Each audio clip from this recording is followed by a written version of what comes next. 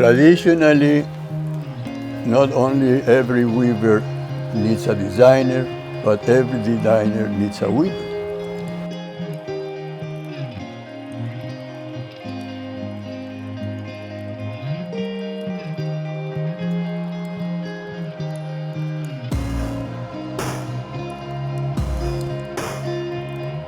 The basic of nature are patterns. The microscopic way that nature exists is patterns. My name is Pierre Larochette.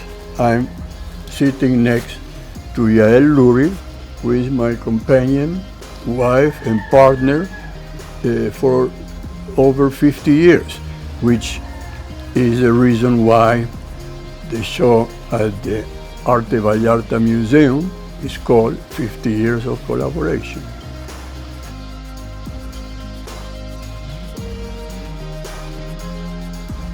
Seeing the work of 50 years in one room. This, for me, is not just emotional, but it's also intellectually interesting.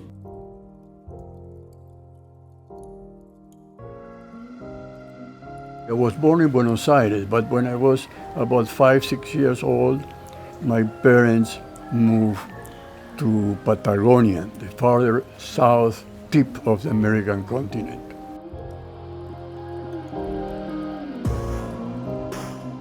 I'm fourth generation weaver. Tapestry is probably as old as any other human expression, which pottery is believed to be the oldest.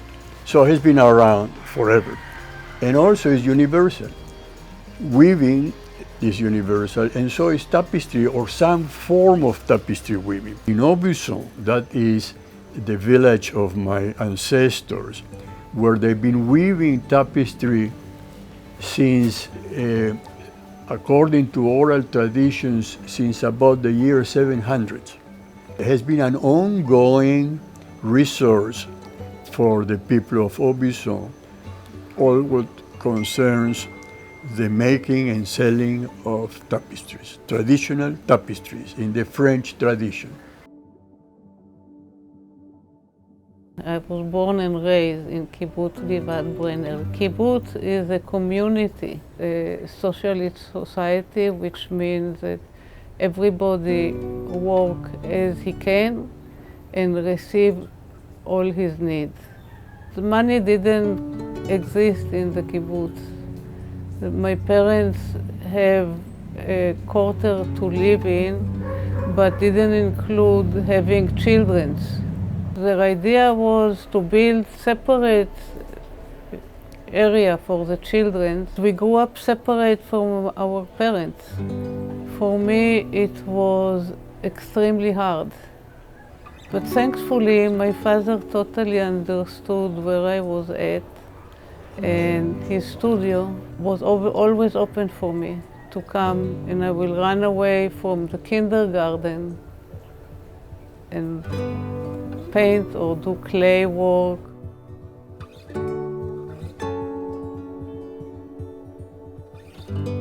I apprenticed as a child at my father's workshop. What you learn from childhood stays with you forever. I knew that I wanted to be a weaver more than a painter because I love the making of things.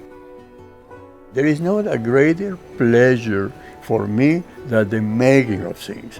And when you are weaving, you are making everything. You are making your canvas, you are making the image, you are making,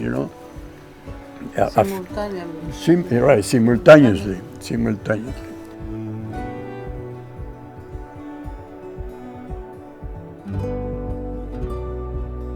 I met Yael when I was about 22 years old. He came to the kibbutz with a friend of his to visit the girlfriend of his friend, and You saw one of my drawings on her wall. A painting. A painting of, I think was her son. And he asked, who does this? Who did this painting? And she said, oh, it's a friend of mine. You want to meet her? She's my neighbor. She's right there. And she came, knock on my door, and she said, I have two friends. You can come visit. This is how we met. It changed my life. I have to travel half around the world to find her. So if I think that the world is about 24,000 miles round, so I have to travel about 12,000 miles to find her, okay? So... Without knowing that you will find anybody.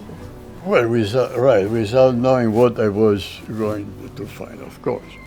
When I was about 4 or 5 years old, my father, above my bed in the kindergarten, put a reproduction of painting by Diego Rivera.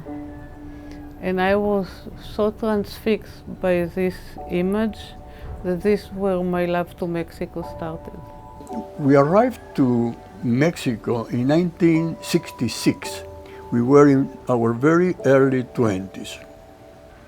And it's where we both feel that we form ourselves as creative beings, as people who can carry on their life and their work without sacrificing one for the other. What we did in Mexico was to open up to our unfamiliar traditions. Yael coming from a painter, a father a painter, and I'm coming from a father who was both a weaver and a painter. El Tuito is magic, you know. El Tuito is a place that if you leave your thumb too long in the dirt, something is going to grow out of it. So if you sit long enough at the porch, ideas are going to come that they need to be expressed, you know, is that force. So there is a piece that we have titled El Jardín de los Ensueños, you know, Garden of Dreams. That is for us, El Tuito is our garden of dreams. I often feel this way, you know, I often feel that we are with nature, in nature, you know. We are not apart from nature. So, and this drawing for me represented us, in a way, in that state. And this watercolor here was something that Yael created in El Tuito early this year. So I told you, let's enlarge areas of the watercolor and have the drawing, enlarge the drawing, and have them superposed, how you say, on the wash, on the watercolor. So we took this to a printer, we enlarged them, we play around, we change few things, right? But this is how the tapestry came to be.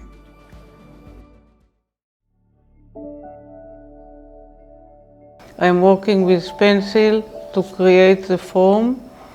I see them coming in as I go. There is no previous conceptions of what I want to do.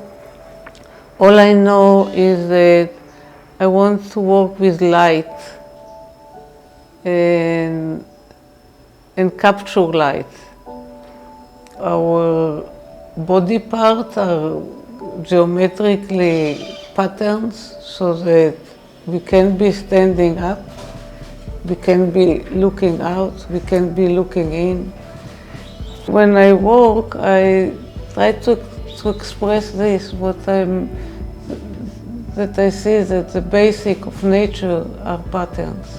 It's also come, of course, with my experience with designing for tapestry, for weaving, which is all patterns. The influence of the weaving, it expresses itself in the way that I'm working.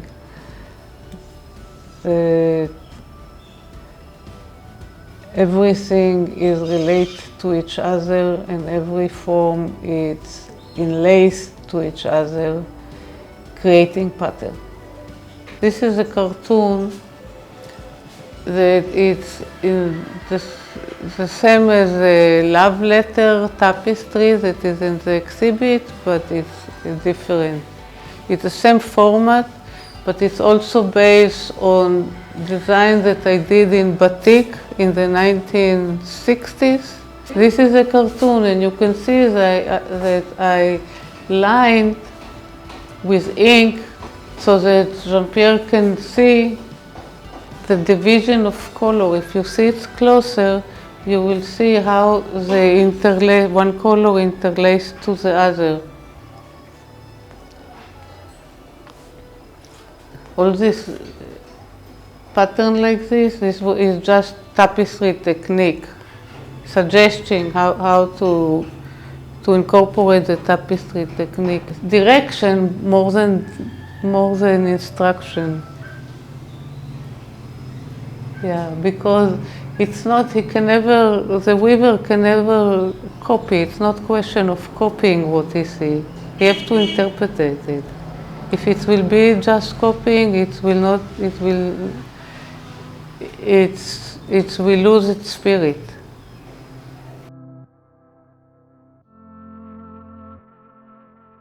In Mexico, I find that art is part of life, it's not just superimposed on life. It's practice everywhere.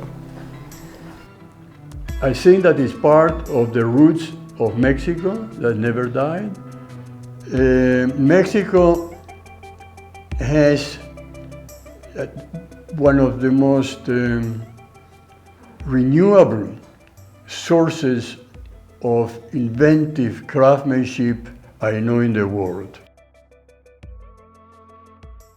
At the time we came to Vallarta in 1972, there was this community of artists from all over the world, and they were not just painters and writers, they were actors and actresses, and it was accessible. So it's hard to think of Vallarta without thinking, for us, about its culture and poesy, because it's poetry.